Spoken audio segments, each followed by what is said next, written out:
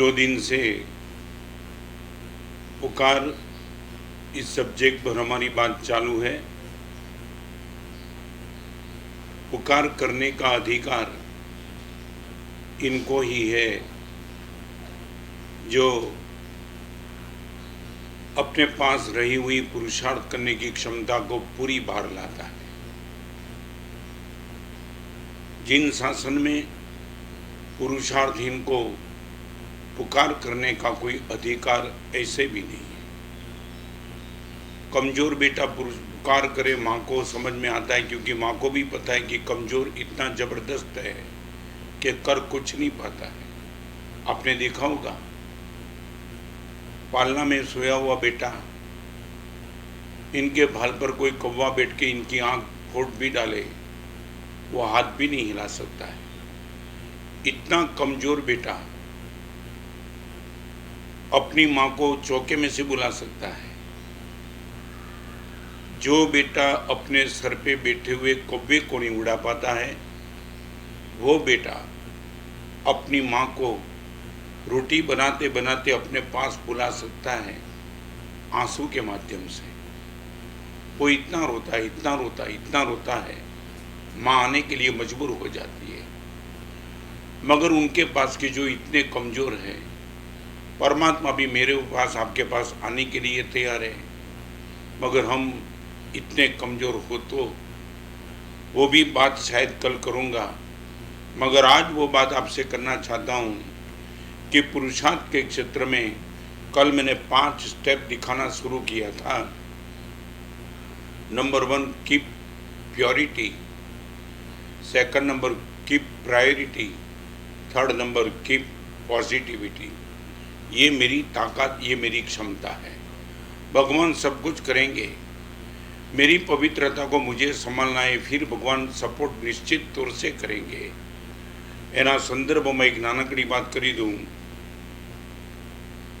देखाड़ता न फरिए हथेली के कुंडली। हालता ने चालता कोई पण ज्योतिष मળી જાય ને એને हथेली ने कुंडली देखाड़वा मंडी आपणे। देखाड़ता न फरिए हथेली के कुंडली, पुरुषार्थ ने ज खुदनु मुकद्दर बनावीए। देखाड़ता न फरिए हथेली के कुंडली, पुरुषार्थ ने ज खुदनु मुकद्दर बनावी दईए। आप देखो, आप अभी भी जितनी बार ज्योतिष के पास गए होंगे उतनी बार तुमने ये पूछा होगा कि संपत्ति मेरे नसीब में है कि नहीं। आपने कभी पूछा मेरे नसीब में उदारता है कि नहीं? नहीं। क्यों? यदि आपको मन है ज्योतिषी के पास जाने के लिए पूछने का, तो पूछो ना कभी कि मेरे नसीब में उदारता है कि नहीं। शादी कब होगी तुमने पूछा। ब्रह्मचर्य का पालन कितने साल के बाद में ले पाऊंगा, कभी तुमने ज्योतिषी को कुंडली में पूछा। देख तो सही मेरा ग्रह वासना की अधीनता का कितने साल तक चलता है। एक समय तो दिखा दे मुझे कि जिस दिन में ये पराक्रम कर दूं। नहीं, आप ज्योतिष को वही दिखाना चाहते हो जो आप इनके पास जवाब चाहते हो। नहीं, आपका इंटीरियर वही जवाब है वो। और तुम्हारी तो कमाल की बात, इतने इंटेलिजेंट लोग भी तोता के पास ज्योतिष दिखाते हैं। जो तोता के पास रास्ते के कोने पे पिंजर लेकर के बैठा हुआ तोता, तुम्हें कभी अक्ल नहीं आई यदि तोता ज्योतिष दिखा देता हो तो वो करोड़पति बन जाता।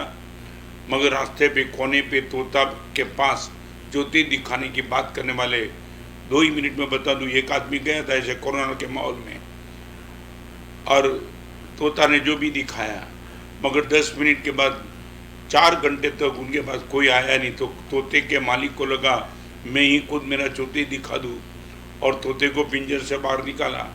तोते ने पिंजर में से कार्ड निकाला, और जैसे ही कार्ड पड़ा वो मालिक ने तोते को चाटा मार दिया, क्योंकि कार्ड में लिखा था कि बेवकूफ़ी का धंधा बंद कर। अभी वो करे तो भी क्या करे, उसको लगा ये तो मेरे पे ही आया। छोड़ो यार, मैं नहीं गया कभी। मैंने गुरुदेव को दिखा दिया मेरा हाथ, गुरुदेव को दिखा दिया मेरे दिल, गुरुदेव को दिखा दिया मेरा मन, और गुरुदेव ने बोला आजा चारित्र के मार्ग पे। और 54 साल से मर्दानगी के साथ चारित्र का पालन कर रहा हूँ। कोई ज्योतिष पर फिर से कहना चाहता हूँ, देखाड़ता न फरिए हथेली के कुंडली, खुदना पुरुषार्थ ने मुकद्दर बनाविए। और वही बात आज आपके सामने 3 स्टेप की बात करने के बाद चौथे नंबर की स्टेप की बात, keep punctuality. Number 1 keep purity, number 2 keep priority, number 3 keep positivity, और आज नंबर 4 कीप पंक्चुअलिटी।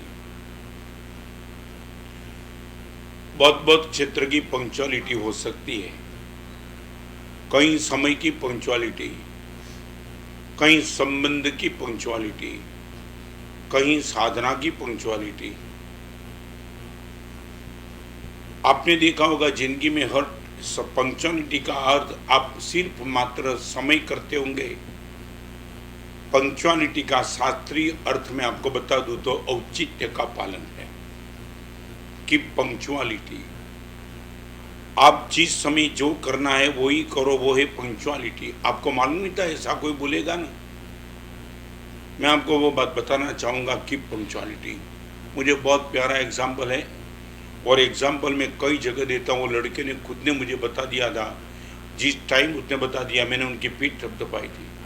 गुरुदेव, बीकेसी में जब बीकेसी नहीं था तब पंचरत्न में डायमंड का बिजनेस चलता था और मेरा वहाँ काम था। एक दिन अमेरिकन बायर आया और उसको जो आइटम चाहिए वो आइटम मेरे पास घर पे थी। और सच बताओ गुरुदेव, वो एक आइटम में करीबन 5 लाख का प्रॉफिट था, 5 लाख। और अमेरिकन बायर ने मेरे से मांगा। मैंने बोला मैं आपको दे सकता हूँ, घर पे जाकर के वापस आता हूँ, 3 घंटा लग सकता है, if you are ready to wait for. Buyer ने बोला मेरा 7 बजे प्लेन है, कोई दिक्कत नहीं, आप लेके आओ, मैं बैठा हूँ। 3 घंटे में लड़का वापिस तो आया, मगर इनके हाथ में डायमंड का पैकेट नहीं था। वो अमेरिकन बायर को उसने बोल दिया,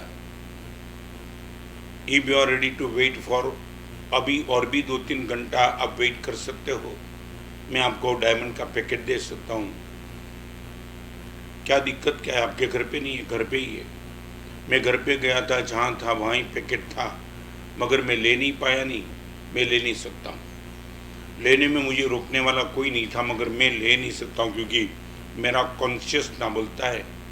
तब वो अमेरिकन भाई ने पूछा क्या दिक्कत क्या थी, और उसने बता दिया मेरे पिताजी को 1 महीने से हॉस्पिटल में एडमिट किया था। मैं हॉस्पिटल में साथ में था, मेरा भाई भी साथ में था। पिताजी को वापस लाए, पिताजी की हॉस्पिटल की पीड़ा मैंने देखी थी।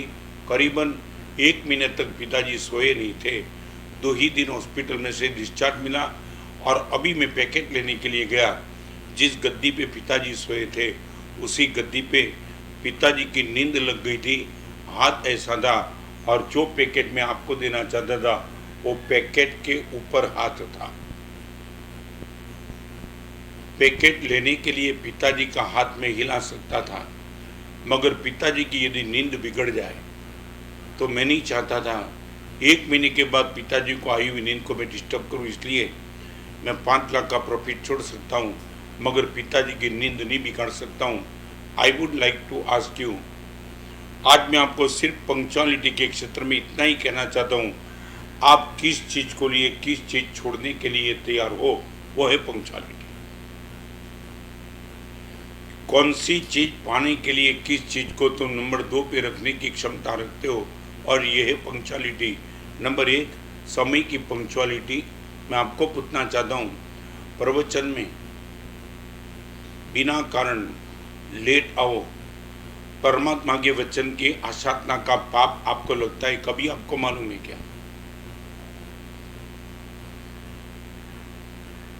8:30 बजे अभी प्रवचन चलता है, मगर आप जहाँ हो वहाँ कभी कभी जो भी प्रवचन का समय है आप आने के लिए तैयार हो।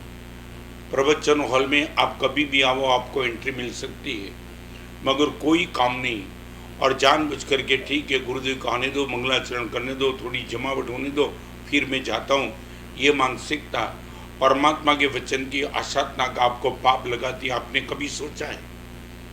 जानबूझ करके परमात्मा की त्रिकाल आज्ञा, पूजा की आज्ञा जिस समय पे जो करना है उसको छोड़ करके अलग अलग समय पे तुम अपनी मनमानी से करो, ये पंक्चुअलिटी नहीं है। मैं रिपीट करना चाहता हूँ, 8:30 को प्रवचन है, मैं पंक्चुअल बराबर हूँ, 8:30 को एग्जिट आ जाता हूँ, 9:30 को विराम देता हूँ। मैं आपको कहना चाहता हूँ, आपके पुरुषार्थ की पंक्चुअलिटी बहुत काम लग जाएगी, बहुत काम। आपको मालूम नहीं है हमारे वहाँ क्या बताया है। कभी कभी मैं आपको पूछूं, हमारे हर आचार का आपको पता है क्या? हाँ, करीबन करीबन पता है। हर आचार मुनि जीवन को क्या चलता है, मुनि जीवन को क्या नहीं चलता है, ये आपको पता है। किसी के घर में तुम मेहमान बन के आए और वो मेहमान अननोन मेहमान नॉन जैन है, और शायद उसके घर में मैं गोचरी भेजने के लिए गया हूँ और मेहमान ने आलू की सब्जी की विनंती, वो अंडरस्टैंड नहीं है उनके पास। जैन आचार्य जैन मुनि भगवान को आलू नहीं चलता है, उनको पता नहीं है, और वो यदि आलू की सब्जी की विनंती करे, तुम वहाँ हो, तुम सीधा बोल देंगे ना, ये क्या करता है, हमारे साहब को आलू नहीं चलता है। ओके, मैं आपको धन्यवाद देता हूँ। मुझे आलू नहीं चलता है वो आपको पता है, आपको रात्रि भोजन नहीं चलता है वो पता है क्या? मुनि के हर आचार का आपको पता है। आपके आचार का पता है कि रात्रि भोजन नहीं चलता है, होटल में नहीं चलता है, अपक्ष नहीं चलता है, गंदी सीरियल देखना मुझे नहीं चलता है, मोबाइल में वेब सीरीज नहीं देखना चलता है, ये कुछ पता नहीं। मुनि के हर आचार का आपको पता। हमारे वहां 10वें कालिक सूत्र में एक शब्द लिखा है, काले कालम समाये। तुम ये समझ नहीं पाएंगे। हमारे वहां गोचरी का समय ऐसे तो तीसरे पोर का मैं रिपीट करना चाहता हूँ। बम्बई में हम होते ना, ये अभी कोरोना का माहौल है, छोड़ दो। बाकी बम्बई में मुरुन में मेरा छात्रवास था, तो करीबन करीबन मुरुन में 10 साढ़े 10 बजे गोचरी का समय हो जाता था। हर मुनि को इन्फॉर्मेशन दी, आपको 10:30 बजे गोचरी निकलना है। ऐसे राजस्थान में विहार करके हम गए थे, तब तो करीबन गोचरी का समय 12 बजे का होता था। वहाँ मुनि 12 बजे गोचरी जाता था, यहाँ 10:30 बजे। आप ये बोलो कि गुरुदेव ये समय क्यों? काले कालम समाये। यदि 12 बजे का समय पकड़ करके गोचरी जाते हम, यदि बम्बई जैसे एरिया में, तो चौका साफ हो जाता है। बहनों हमारे हिसाब से वो चौके को संभाल के बैठती है, बहुत कुछ गलत हो सकता है। तो गोचरी बेरने का समय कौन सा? उत्सर मार्ग से तीसरे पोर का, और अपवाद मार्ग से जिस समय जहाँ गोचरी का टाइम होता है वो। मैं ये कहना चाहता हूँ, ये हमारे पास टाइम पंक्चुअलिटी हमारे पास है, आपके पास है। अब एयरपोर्ट पे जैसे रिक्शा लेने के लिए घूमते हो, ऐसे एयरपोर्ट पे जाते हो क्या? आप एयरपोर्ट पे जाते हो, आपको मालूम है गुरुदेव मुझे बोलते हैं 1 घंटा गुरुदेव पहले आना ही जाता है, पहले पहुंचना ही पड़ता है, बाकी नहीं जमता है। आपको इतनी अक्ल है कि एयरपोर्ट के पास 1 घंटे पहले पहुंचना पड़ता है, भगवान के पास गुरुदेव के पास नहीं, आफ्टर टाइम भी जाए। मैंने एक बार लड़कियों को कहा था, तू यहाँ लेट आवे तो चले, गुरुदेव आप तो करुणा का सागर हो, सब चलाओ। बोलो मैं करुणा का सागर हूँ, मगर तू खोपरी बाजी इनका क्या? बस यही। मंदिर में कभी भी जाओ एंट्री, गुरुदेव के पास कभी भी जाओ एंट्री, जैसे सामयिक कभी भी करो, प्रतिक्रमण कभी आपकी मन मानी हो तब करो। संसार के क्षेत्र में टाइम पंक्चुअलिटी आपके पास है। सच बताओ, मैं जीत गया। पूरे मुनि जीवन में गुरुदेव ने टाइम पंक्चुअलिटी पक्की रखी, मेरा पुरुषार्थ है। और आपको मालूम नहीं टाइम पंक्चुअलिटी में क्या होता है। हमारे वहाँ सज्जा स्वाध्याय भी की कई समय ऐसे है, वो समय स्वाध्याय भी नहीं करना है, नहीं करना, वो भी परमात्मा की आज्ञा। और सज्जा एक और स्वाध्याय भी लगता है कि ये समय पे स्वाध्याय नहीं करना। मैं आगे चलना चाहूँगा। आपके पास टाइम पंक्चुअलिटी निश्चित तौर से होनी चाहिए। कर्तव्य पंक्चुअलिटी, साधना की पंक्चुअलिटी। पर्वत तिथि के दिन उपवास छोड़ के नौका से गिरेगा, और सातम के दिन बोलेगा आज मन हो गया उपवास करने का। उपवास का विरोध नहीं है, मगर पंक्चुअलिटी पर्वत तिथि की आराधना शास्त्र ने बताई है, वो टाइम तो 100% ये तब करना ही करना है। आगे चलना चाहूँगा और कुछ बात आपसे मैं करना चाहता हूँ। तीसरे नंबर की क्षेत्र की बात, पंक्चुअलिटी हर क्षेत्र में।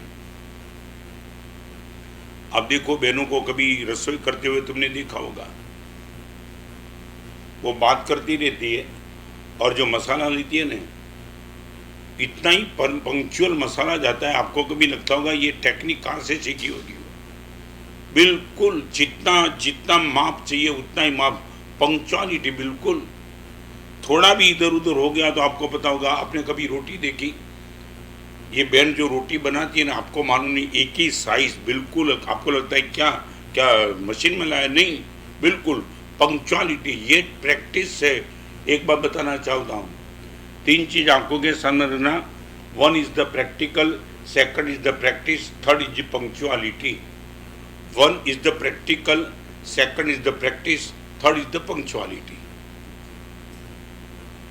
आपको शायद मालूम नहीं होगा, मैंने पहला प्रवचन कब किया वो तो याद नहीं है, मगर जामनगर के बिहार करते करते मैं सुरेंद्र नगर के बाजू में लखतर गांव है, लखतर, अद्भुत परमात्मा की प्रतिमा मंदिर के सामने, उपासक के सामने, पिछानुगुण उपासक के सामने 8 साल का दीक्षा प्रिया है। और मैं और मेरे पिताजी महाराज, गुरु महाराज साथ में थे, और पुजारी आया मिलने के लिए, महाराज साहब प्रवचन करेंगे क्या? अभी मैंने कभी कभी प्रवचन किया नहीं था, और ये पुजारी सामने से बोलने के लिए आया, तो मेरे गुरुदेव पिताजी महाराज ने रत्न कर दे। मैंने हाँ बोला। लखतर छोटा सा गांव, सच बताऊं क्या हुआ मैं बताना चाहता हूं। वो प्रवचन करने के लिए तैयार हो गया, पुजारी बुलाने के लिए गया, सब होकर के 3 आदमी आए, 1, 2 और 3, और 3 में एक तो पुजारी था। अभी उनके बीच में मैं प्रवचन करने के लिए बैठा। अभी प्रवचन तो ठीक है, 1 घंटा करना था, मगर तुमने देखा वो प्रवचन, आप जैसे बंबई की ट्रेन में चनी रोड आता है, मरीन ड्राइव आता है, कोई उतरता है कोई चढ़ता है, ऐसे 3 में से एक गया, एक आया, एक गया, एक आया। पूरे 1 घंटे के प्रवचन में संख्या 3 की रही, मगर वो 3 फिक्स नहीं थे। एक गया, दूसरा आया, एक गया, तीसरा आया, ये भी हुआ। और ये झगड़िया के बाजू में वालिया गांव है, वालिया। बहुत साल के पहले मैं गया था, बस वहाँ भी ऐसा ही अनुभव हुआ। लोगों ने बोला प्रवचन करेंगे, मैं बोला करता हूँ। मैं आपको ये बताना चाहता हूँ पंक्चुअलिटी कैसे आई। पहले प्रैक्टिकल था, प्रैक्टिकल मैंने किया, और वालिया के प्रवचन में तो जिंदगी में ऐसा प्रवचन मेरा नहीं हुआ। मैं चालू प्रवचन करता था, आधे घंटे के बाद एक आदमी आया, मेरे पैर दबाने लगा। मैं बोला मेरा प्रवचन चलता है। उसने बोला अभी मेरा भाव है आपका पैर दबाने। आप विश्वास नहीं कर पाएंगे, वो गांव का आदमी, उसने बोला आप आपका काम करो, मैं मेरा काम करता हूं। 10 मिनट तक मेरा पैर नहीं छोड़ा उसने, मैं प्रवचन करते चला। मैं ये कहना चाहता हूं, पहले प्रवचन का ये स्कोर था मेरा, 3 लोग, एक चला, एक खड़ा हो गया। It was the really practical. एक बार हो जाए वो प्रैक्टिकल, फिर प्रैक्टिस, यू डू रिपीट। पहले दिन की पूजा आपको नहीं जमेगी, दूसरे दिन, तीसरे दिन, 5वें दिन, 15वें दिन आपकी पूजा हाइट पे जाएगी। पहली सामयिक दिक्कत करेगी, मगर सामयिक का नशा कर दो, इट इज द प्रैक्टिकल। आप ये बोलते हैं कि गुरुदेव सामयिक में मन नहीं लगता है, नहीं लगेगा, नहीं लगेगा। पहले दिन है, और पहले दिन के बाद प्रैक्टिकल को प्रैक्टिस में कन्वर्ट करो, फिर 25, 30, 40, 50। मैंने सूरत का एक लड़का देखा था जिसने जिंदगी भर का नियम लिया था, गुरुदेव जिस दिन मेरी सामयिक रह जाए उस दिन 10,000 रुपया की penalty. You can believe it, एक सामयिक के लिए 10,000 रुपया। 2 साल का नियम लिया, फिर मुझे मिलने के लिए मैंने बोला कितना लगा? गुरुदेव 12 सामयिक रहेगी। वो जमाने की बात, जब मैंने पहली किताब नहीं लिखी थी, उस टाइम की मैं बात करना चाहता हूँ। 10,000 का पेनल्टी। और मैंने बोला अभी क्या करना है? गुरुदेव 2 साल में 12 सामयिक रहेगी, माने जो पेनल्टी मल्टीप्लाई 10,000 आप कर दो। तब उसने बोला गुरुदेव, मैं बोला अभी क्या करना है? नहीं, वो टाइम की बात मैं करना चाहता। वो टाइम उसने 100 रुपये का 1000 का नियम लिया था, मिच्छाम निगुणम 1000 का नियम लिया था। 2 साल के बाद वो मिलने के लिए आया और इतनी सामयिक गुरुदेव रह गई। मैंने बोला अभी क्या करना है? गुरुदेव नियम चालू रखना है, मगर एक लगता है 1000 के पेनल्टी से गुरुदेव सामयिक शुरू नहीं होगी, 10,000 दे दो। 1000 के सामने 10,000 की पेनल्टी खुद मांगता है। सच बोलो, तुम्हारे मन में ये कब पैदा हुआ? 1000 के सामने 10,000 का नियम लिया और नियम लेने के बाद 2 साल के बाद मेरे पास आया, तब उसने बताया गुरुदेव दंड तो इतना ही हुआ, मगर 3 सामयिक बची, 3 ही सामयिक गई जो 12-12 सामयिक जती थी। और फिर अभी जब भी वो लड़का मिलता है तब मुझे क्या बोलता है मालूम है गुरुदेव, अभी कोई दंड बन की बात नहीं है, दंड भले रहा मगर दंड मगज में आता भी नहीं, क्योंकि गुरुदेव सामयिक का इतना आनंद, इतना आनंद, इतना आनंद। सच बताऊं, उनकी सामयिक की बात सुनते सुनते मेरी आंख में आंसू आ गए थे।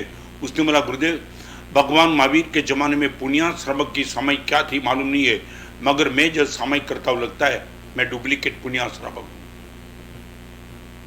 मैं आपको ये कहना चाहता हूं, number 1 practice, second practical, number 1 practical, second practice and then punctuality. मैं सच बताना चाहता हूं, पंक्चुअलिटी माने आप प्रतिक्रमण करेंगे, सामयिक करेंगे, आपको पता भी नहीं चलेगा, इतनी पंक्चुअलिटी सीधी सीधी सरलता से चलेगी। मैं रिपीट करूं, practical that means action, practice that mean habit and punctuality that means nature. आप ये जिंदगी भर का सूत्र आंख सामने रखो। Number 1 practical is the action, practice is the habit and punctuality that means nature. आप ये बोलेंगे गुरुदेव मेरा नेचर ही बन गया, मैं हमेशा के लिए यही करना चाहता हूँ। आप जो भी लोग धर्म के क्षेत्र में जिनको लगता है कि गुरुदेव अभी तक धर्म जमानी में बताऊं, दान शुरू करो। नंबर 1 प्रैक्टिकल, दान कंटिन्यूटी करो, फिर प्रैक्टिस, और तीसरे नंबर की बात आपके पास वो आ जाएगी, दान करने का मौका नहीं होगा, आपको बेचैनी होगी। गुरुदेव 2 महीने से कोई आया नहीं लेने के लिए, मैं निकला घूमने के लिए मगर कोई लेने के लिए तैयार नहीं। ये 100% आपके पास आता है। आप क्या मानते हो? तुम ये मानते हो धर्म की कोई ताकत नहीं, मगर धर्म प्रैक्टिकल करके तुमने छोड़ दिया, प्रैक्टिस तक तुम गए नहीं, और प्रैक्टिस तक जाने के बाद पंक्चुअलिटी तक तुम्हें जाने की जरूरत थी, वो तुम चूक गए। मैंने ऐसे लोगों को देखा है, मैं रिपीट करना चाहता हूँ, मैंने ऐसे लड़के को देखा है। मेरा दीक्षा जीवन का साइन में था और 33वां साल था, 33rd। इसी बोरीवली का एक लड़का मुझे मिलने के लिए शाम को आया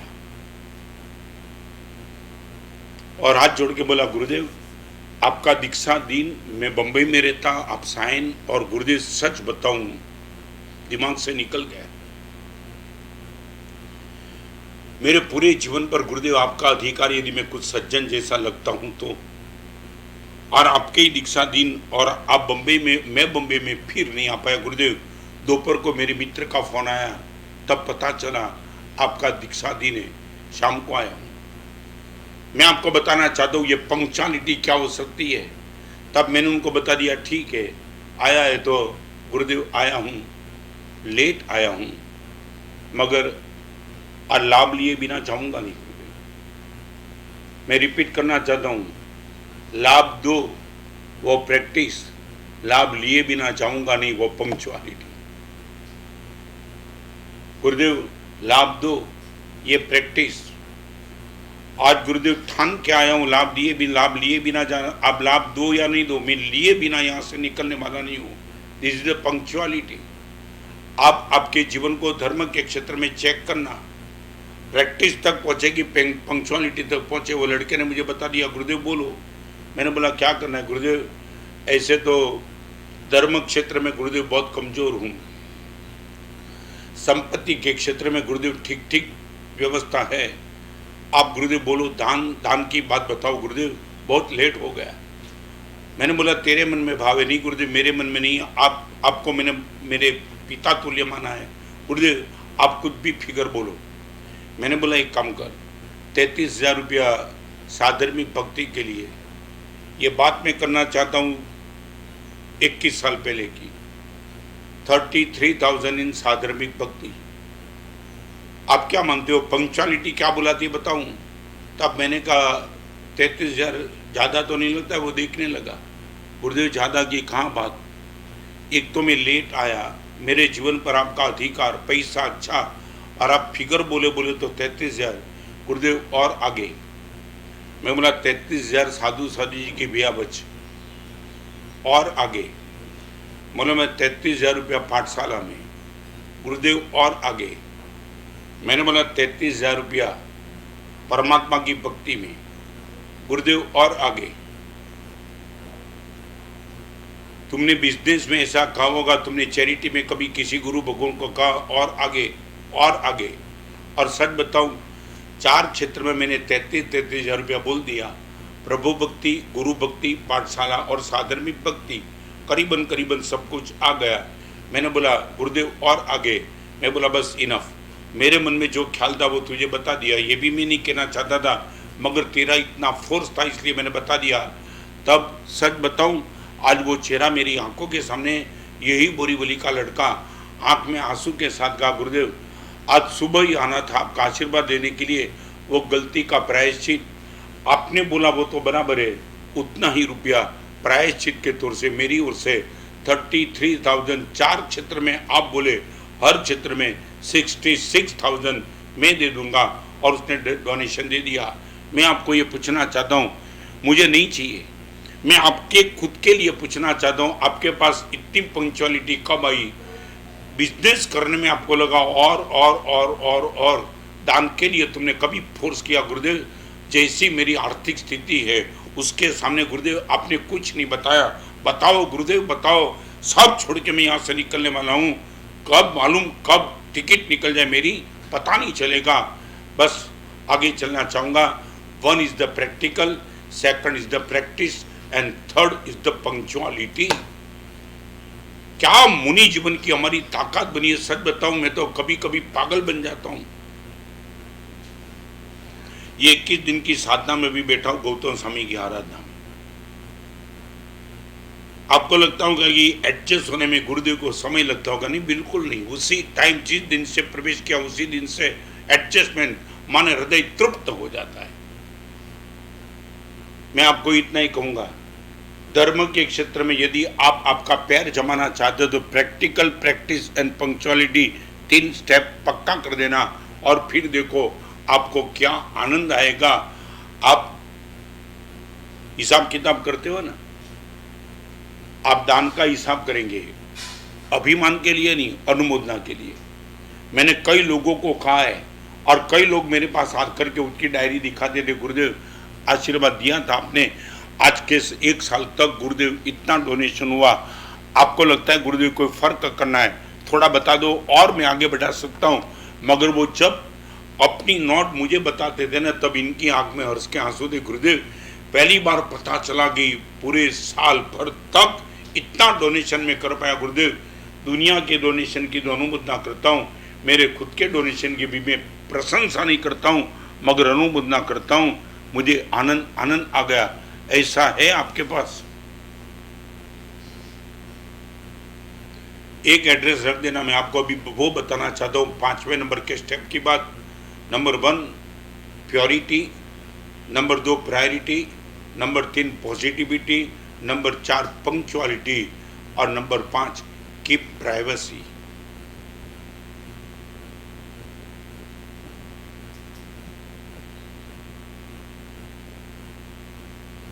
प्राइवेसी के क्षेत्र में सिर्फ एक बात करना चाहूंगा,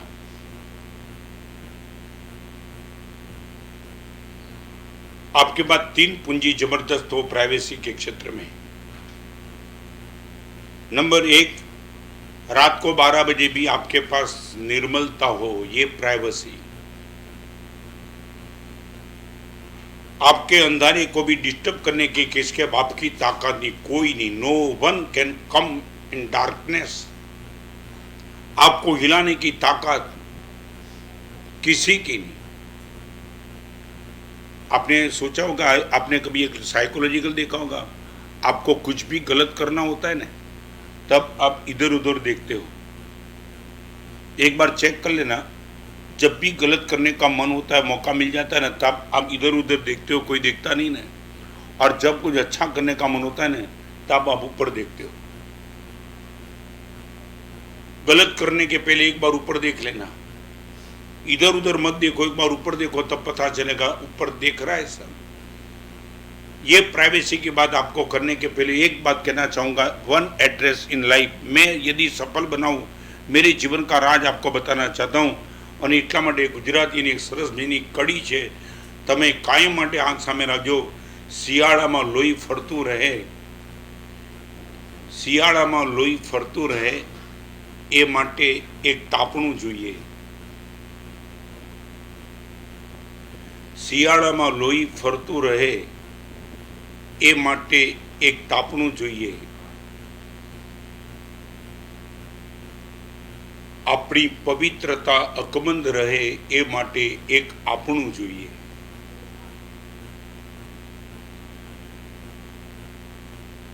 શિયાળામાં લોહી ફરતું રહે એ માટે એક તાપણું જોઈએ. આપણી પવિત્રતા અકબંધ રહે એ માટે એક આપણું જોઈએ.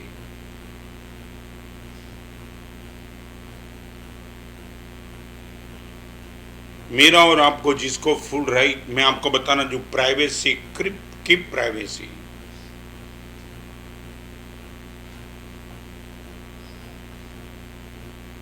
क्यारेक क्यारेक ऐसा लगता है मैं अपने आप से पवित्र नहीं रह सकता हूं, दूसरे की नजर ही मुझे पवित्र रखने के लिए मजबूर करती है. मैं अपने आप से अकेला पवित्र नहीं रह सकता हूं, दूसरे की उपस्थिति है मुझे पवित्र रहने के लिए मजबूर कर देती है. कोई विरोध नहीं है, ये भी अच्छा है. मगर मैं आपको एक पूछना चाहता हूं, कल किसी की उपस्थिति नहीं रही और आप अकेले रहे और प्रलोभन आया तो आपकी पवित्रता का, निर्मलता का क्या होगा?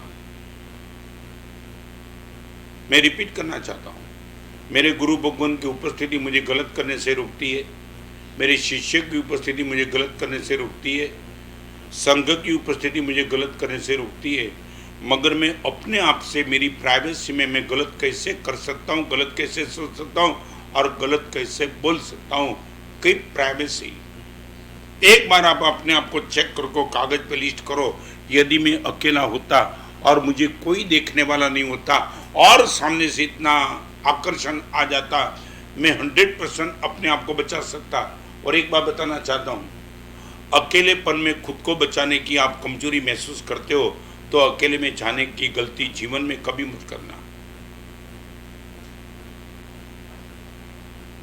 यदि आपको लगता है कि गुरुदेव I am helpless, I am weak, मेरे एकांत को संभालने में गुरुदेव में वीक हूं, यदि आपको ऐसा लगता है तो कभी एकांत पकड़ना नहीं, और यदि एकांत में जाना है तो प्रलोभन से अपने आप को बचा लेना है.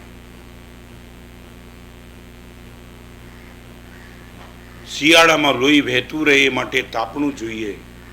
હૃદયની પવિત્રતા અકબંધ રહે માટે એક આપણું જોઈએ. सच बोलो, I would like to ask you, आपके जीवन में only one address in life.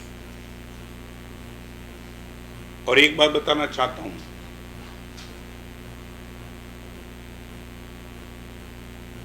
इतना उदार मत बनना सब कोई को सब कुछ बता देना नहीं. मैंने कल भी बोला था और आज भी आपको एक बात बताना चाहता हूं. कल मैंने बोला था हरिण की बात थोड़ा दूर रहना, वो स्लोगन था दूर रहवामा मजा. आज उसी कड़ी में एक और दूसरा स्लोगन आपको बताना चाहता हूं. उगे आकाश में भानु, उगे आकाश में भानु अने कमळनु मुख मलके. उगे आकाश में भानु अने कमळनु मुख मलके. रवि ने भेटवा करता मजा छे दूर रहवामां. उगे आकाश में भानु अने नीचे कमळनु मुख मलके. रवि ने भेटवा करता मजा छे दूर रहवामां.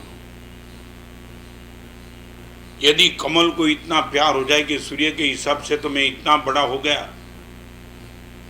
और सूर्य को आलिंगन देने का यदि कमल ने मन बना दिया तो कमल भस्मीभूत होकर के खलास हो जाएगा. उगे छे आकाश में भानु अने कमळनु मुखड़ू मलके. रवि ने भेटवा करता दूर रहवामां छे मजा. ये बात मैं आपको इसलिए कहना चाहता हूँ, प्राइवेसी रोज रोज रोज आपकी डिस्टर्ब होती जा रही है. मुझे बहुत आनंद था, छत्तीसगढ़िया सबसे बढ़िया वो किताब में मैंने इस एग्जाम्पल लिखा, तब मैं सचमुच मेरी आंख में हर्ष के आंसू थे. छत्तीसगढ़ में रायपुर में मैंने चातुर्मास किया। एक पिताजी अपने बेटे को लेके आए थे। मैं आज इतना बताना चाहता हूँ, प्राइवेसी क्या कर सकती है और संस्कार क्या ताकत दे सकते हैं। और पिताजी ने बात रखी, गुरुदेव मेरी धर्म पत्नी बहुत छोटी उम्र से मेरे बेटे और मेरी बेटी को संस्कारित करने के प्रयास करती थी, तब मैं इन पर चिल्लाता था, ये तेरा संस्कार कुछ काम लगने वाला नहीं है।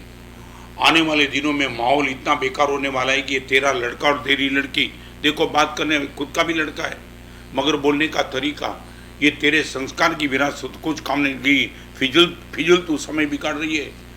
मगर गुरुदेव माँ है। मैं आपको एक बात बताना चाहूँगा,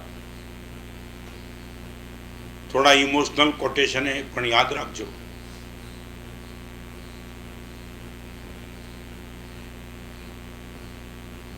माना मौत पछी एकला पिताजी पासे तैयार थयेलो दीकरो जेटलो संस्कारी हशे एना करता पिताजीना मौत पछी माना हाथ नीचे थयेलो छोकरो वधारे संस्कारी हशे। तमारा मगजमां न बेसे तो फरीवार याद करावी दो। मातानी गैरहाजरीमां पिताजीथी तैयार थयेलो छोकरो जेटलो संस्कारी हशे एना करता पिताजीनी गैरहाजरीमां माताना खोळामां उछरेलो संस्कार छोकरो 100% वधु संस्कारी छे। और मैं भी पॉसिबल मैं कहीं गलत भी हो सकता हूँ, मगर सच बताऊं तो पिताजी को चिंता होती है बेटे को संपत्ति की विरासत देने की, और माँ को चिंता होती है संस्कार की विरासत देने की। एवरेज में भी पॉसिबल कहीं मैं अलग भी हो सकता हूँ, मगर एवरेज बोलो तो पिताजी के मन में होता है कि मेरे बेटे के लिए एफडी और संपत्ति की व्यवस्था इतनी करती जाऊँ, इतनी करता जाऊँ, इतना करता जाऊँ, आने वाले दिनों में स्ट्रगल में मेरे बेटे को कोई चिंता नहीं रही। आप अपने आप के मन को चेक करना। हर पिताजी के मन में होता है कि बेटे का फ्यूचर मैं सुरक्षित कर दूंगा संपत्ति के माध्यम से। और इसलिए मैं बताऊं, कई माँ बाप मेरे पास आते हैं, पिताजी भी मुझे बोलते हैं, माँ तो नहीं मगर पिताजी बोलते हैं। मैं बोलता हूँ कब तक बाजार में जाना है, कब तक पैसा कमाना है। वो बाप सीधा बोलता है, गुरुदेव बेटे के लिए कुछ तो सोचना पड़ता है ना, बेटे के फ्यूचर को भी सोचना पड़ता है। आज तक किसी बाप ने मुझे ये नहीं बताया कि बेटे के संस्कार के फ्यूचर को संभालना पड़ता है। हर बाप के मन में है कि बेटे के फ्यूचर को संभालना, और फ्यूचर को संभालना दैट मीन संपत्ति की विरासत दे जाना।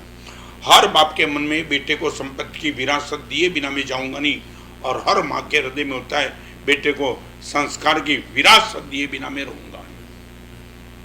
और वो ही माँ थी, मगर ये पिताजी आए थे बेटे को लेकर के। महाराज साहब छोटी उम्र में इसकी माँ जब संस्कार देती थी मैं चिल्लाता था।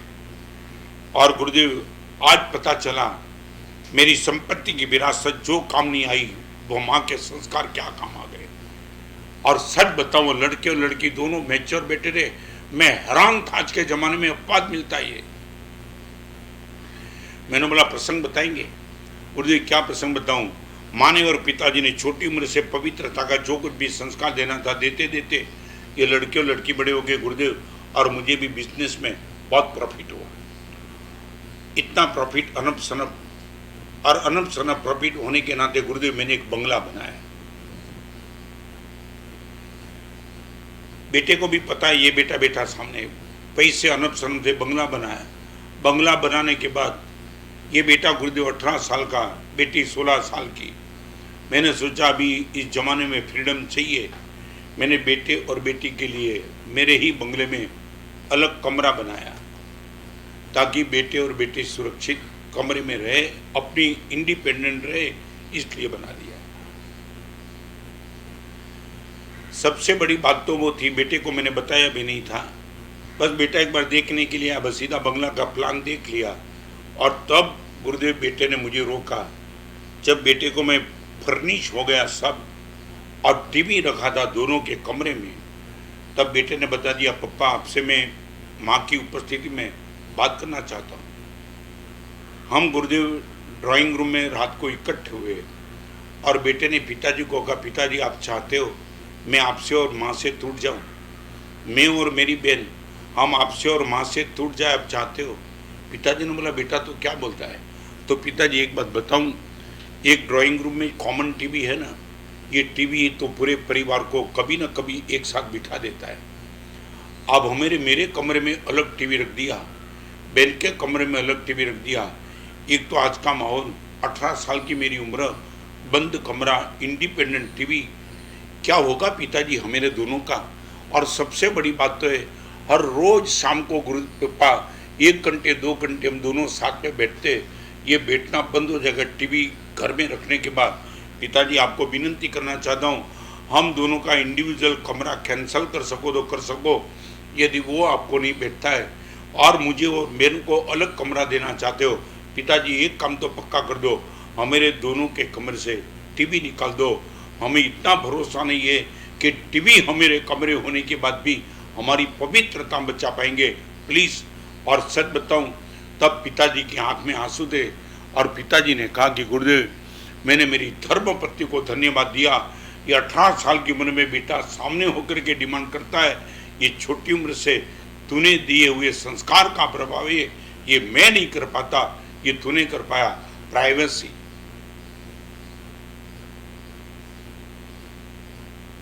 आप अपने आप को चेक करना। મને એટલા માટે તમને કહું છું, મેં તો મારા જીવનમાં એક એડ્રેસ રાખ્યું હતું, આજે પણ છે।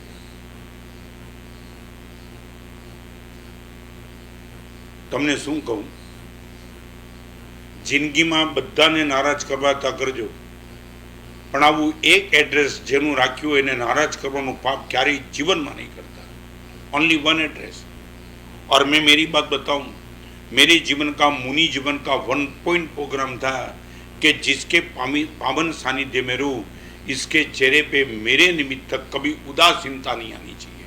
रिपीट, ओनली 1 पॉइंट प्रोग्राम, जिसके चरण में मैंने मेरा जीवन समर्पित किया है, उसके चेहरे पर मुझे मेरे ऐसे बर्ताव को लेकर के उदासीनता आ जाए, मैं बैर नहीं कर सकता। आपकी लाइफ को बचाने के लिए मैं रिपीट करना चाहता हूं, फैमिली डॉक्टर है, फैमिली सीए है, फैमिली एडवोकेट है, एक फैमिली गुरु बना दो। અને એક વાત કહી દઉં, ગુરુ પથદર્શક ત્યારે બનશે તમે પારદર્શક હશો ત્યારે।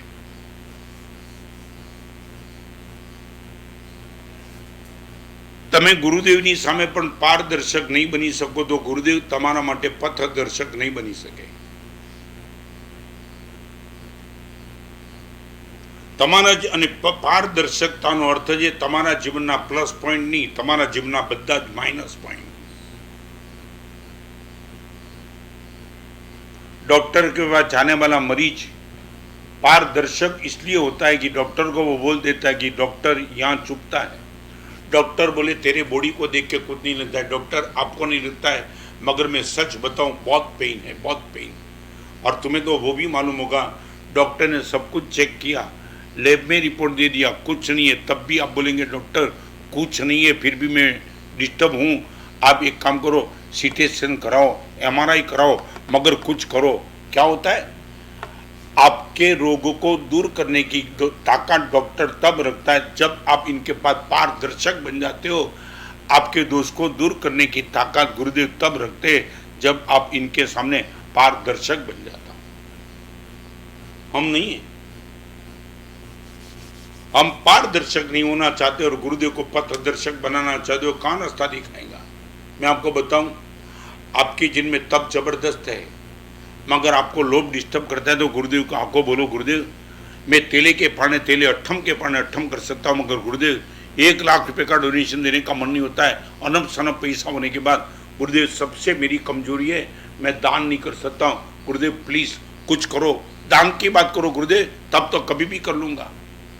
और यदि आपको लगता है मेरे में उदारता जबरदस्त है, मगर गुरुदेव सामायिक के प्रति मेरे मन में एलर्जी है, आज तक कभी सामायिक के प्रति प्रेम नहीं जागा, गुरुदेव आप चाहो तो 1 करोड़ के सामने 5 करोड़ का डोनेशन कर सकता हूँ, मगर सामायिक शुरू नहीं होती, गुरुदेव आशीर्वाद दे दो, सामायिक कल से शुरू कर दूं।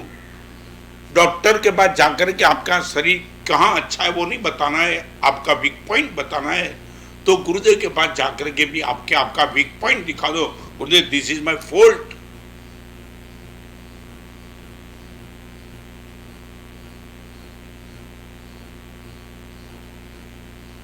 प्राइवेसी की बात आज आपके सामने रख के मैं मजे में हूं।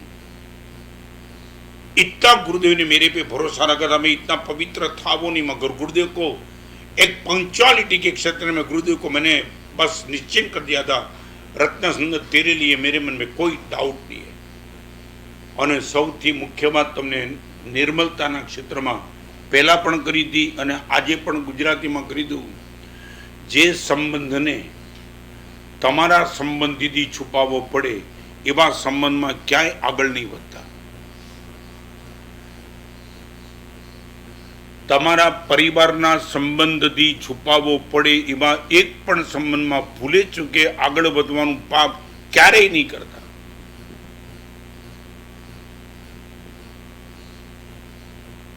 मैं बहुत सोच के बोलता हूं, ये आपके नजदीक वाले से छुपाना पड़े ऐसा कोई भी संबंध किसी के साथ नहीं, 100% नहीं।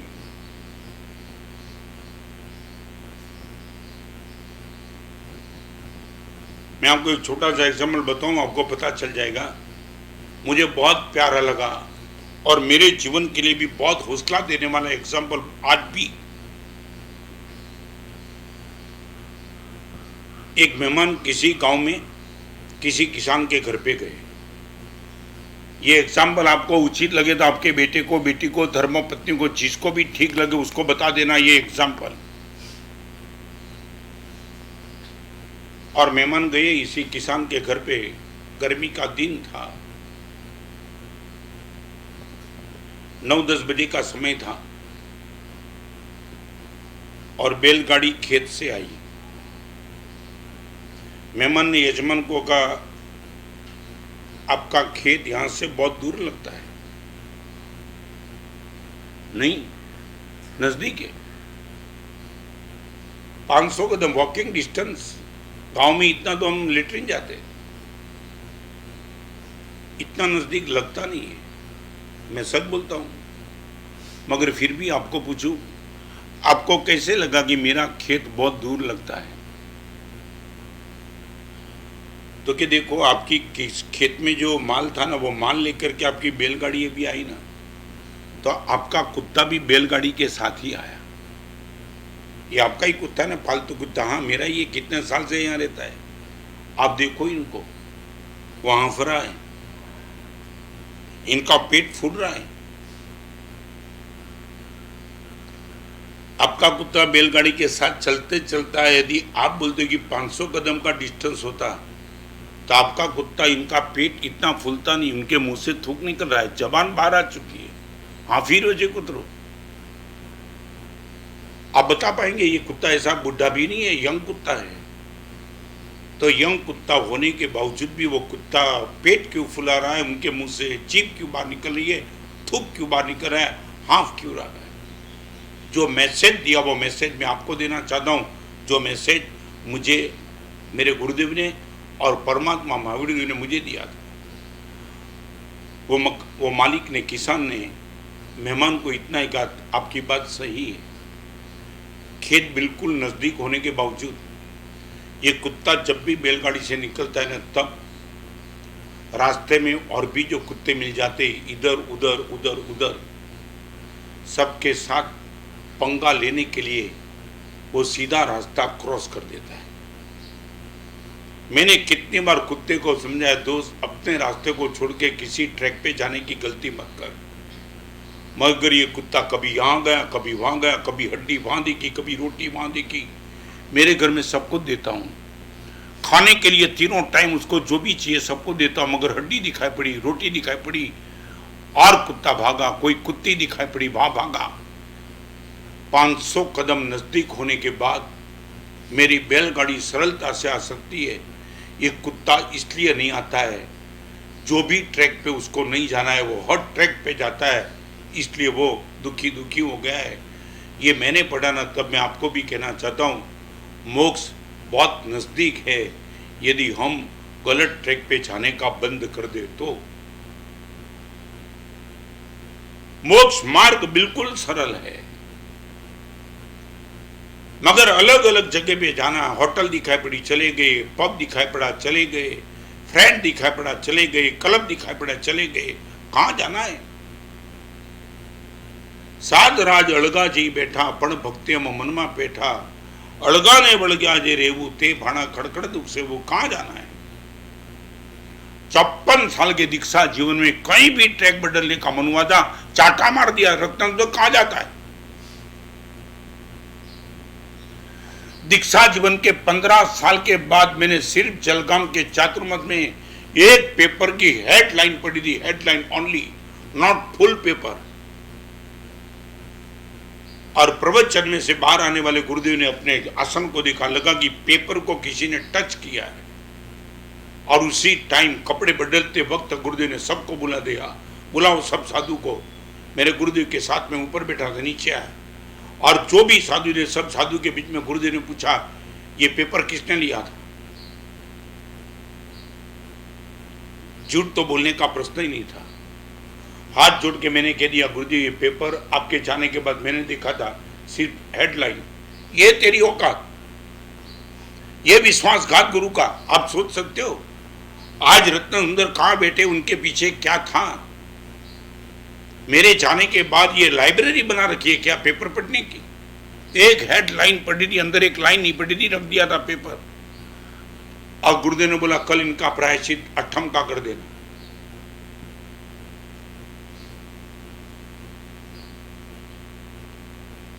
एक पेपर की हेडलाइन के सामने अठम का प्रायश्चित। तुम सोच सकते हो इस गुरुदेव ने मुझे कितना बचा लिया।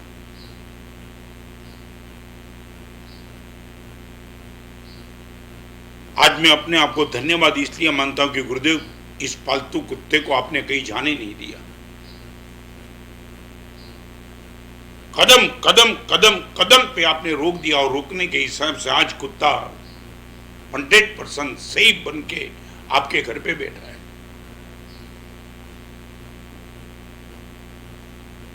परिवार तुमने कही दो, 4 बात आज करी दो।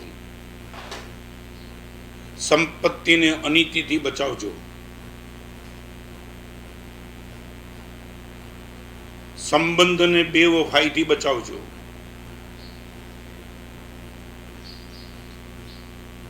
तमारी सफलता ने छळ कपट थी बचावजो। परिवार संपत्ति ने अनीति थी बचाओ, संबंध ने बेवफाई थी बचाओ, तमारी सफलता ने छळ कपट थी बचाओ, અને તમારા સ્વાસ્થ્યને કુપથ્યના ત્યાગથી બચાવો। संपत्ति, संबंध, सफलता और स्वास्थ्य, अनीति नहीं संपत्ति सेफ, बेवफाई नहीं संबंध सेफ, राज रमत नहीं सफलता सेफ, और कुपथ्य का सेवन नहीं करीबन करीबन स्वास्थ्य सेफ।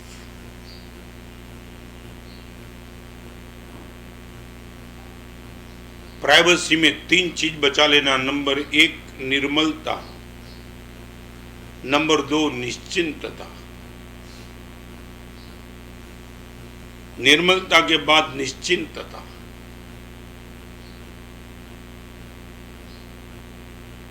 आप आपके घर पे बैठे हो और आपको बोलते हैं गुरुदेव आपको बुलाता है जल्दी, आप निश्चिंत हो। आपको कोई चिंता नहीं होनी चाहिए कि ऐसा कोई गुरुदेव पकड़ पाएंगे, कुछ किया ही नहीं तो निश्चिंत। और नंबर 3 निर्भयता। आपकी प्राइवेसी हाइट पे है, वो जानने का 3 तरीका, निश्चिंतता, निर्मलता और निर्भयता। यदि ये 3 पूंजी आपके पास है, गुरुदेव में निर्भय हूं, मैं निश्चिंत हूं और गुरुदेव में निर्मल हूं, ये बोलने का आपको अधिकार। एक बार आपकी प्राइवेसी को चेक कर दो। किसी का ओपिनियन नहीं, आप अपने आप को खुद को पूछ लो कि लगता है कि मैं अकेला हूं तब भी, किसी की नजर मेरे पर नहीं है फिर भी मैं निर्मलता बनाए रखूं, निश्चिंतता बनाए रखूं और निर्भयता बनाए रखूं। आपको मालूम नहीं हो तो बताऊं, आनंद गंज जी महाराज ने परमात्मा की भक्ति के सबसे पहले नंबर की कंडीशन रखी है, सेवन कारण पहली भूमिका अभय अद्वेष अखेद।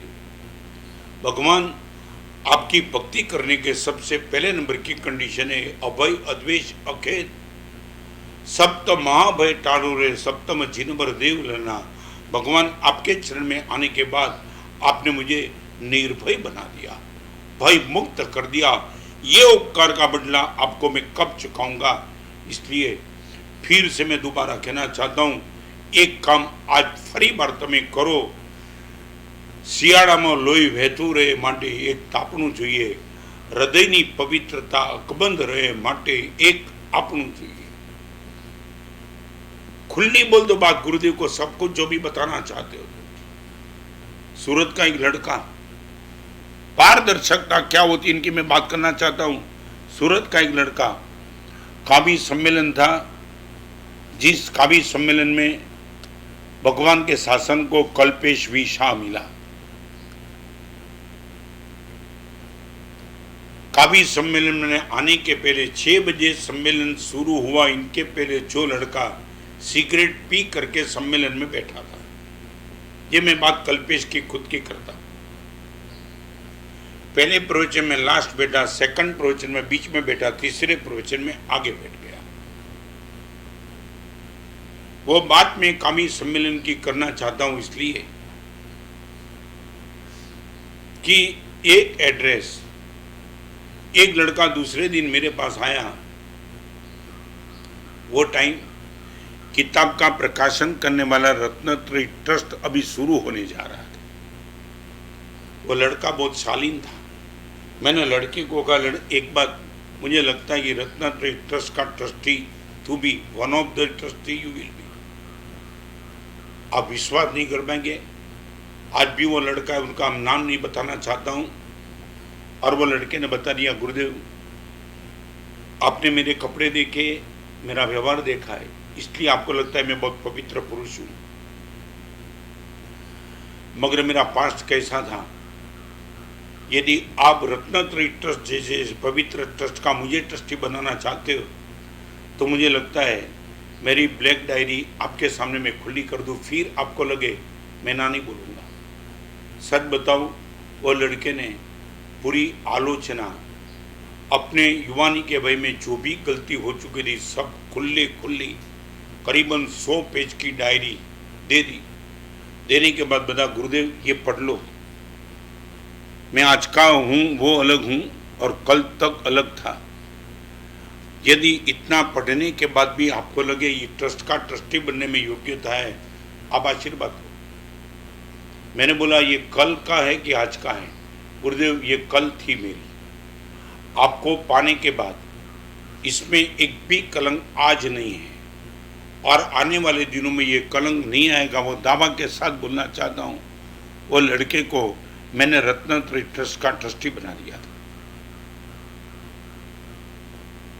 गुरुदेव आपका पथदर्शक बन सकते हैं, मगर पहली कंडीशन आपकी ओर से आप पारदर्शक बन जाओ, फिर गुरुदेव पथदर्शक बन जाएंगे।